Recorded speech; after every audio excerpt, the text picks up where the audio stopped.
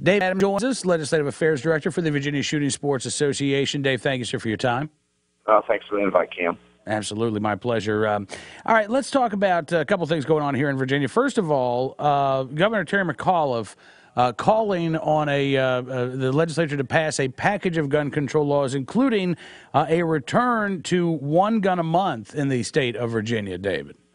Yes, a little surprised that he came out with this. I thought maybe he would just back some bills from General Assembly members, but he clearly wants to make this part of his legislative package for the upcoming session. So, what are what's the likelihood that these measures could be enacted by the state legislature? I mean, it seems like the House of Delegates is awfully pro-gun. Yes, in fact, if I was a betting man, I would say that even if something got out of the state Senate, it would not see the light of day in House Militia and Police, and that's the committee that all the gun bills tend to go to, and that's where we have our best members in the General Assembly, and we can squash anything that's bad. Background checks, which is one of the things he wants to address, has had a little bit of success in the state Senate in the past. The chairman of Senate Courts of Justice has voted in favor of background checks for private sales. But in the last couple of years, he's kind of worked to keep the bills from coming out of committee. So, we're kind of iffy in the state Senate right now with such a close, we've only have a one-member majority in the Republican side, and not all those Republicans are strongly pro-gun on all the issues. Mm-hmm. So the Senate's a little bit more of a question mark, but definitely the House is where our firewall is. How much of this is about trying to make gun control an issue in the off-year elections, David? In Virginia, 2015 is going to be an election year for a lot of these state senators and delegates.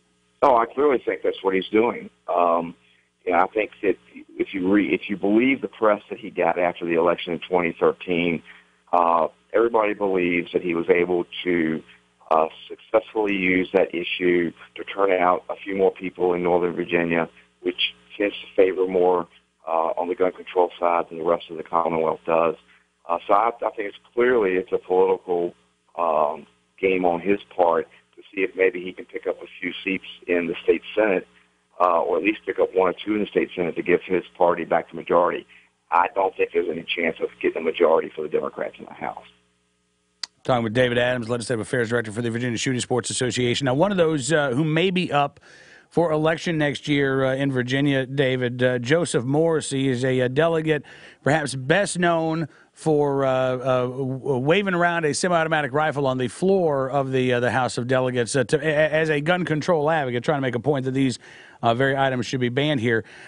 He's now gotten himself into some legal trouble, not involving firearms, but involving a young teenage girl. Yes, and while he did enter what they refer to as an Alford plea, which means that the prosecution had enough evidence to probably convict him, he's still declaring his innocence and may bring a civil case against some of the folks involved in the prosecution to prove his innocence. But I have to believe that from what I've read, in the paper in Richmond, that if they had that much on him, that maybe he should go ahead and step down and save the Commonwealth a little bit of grief for having a convicted sex offender in the General Assembly.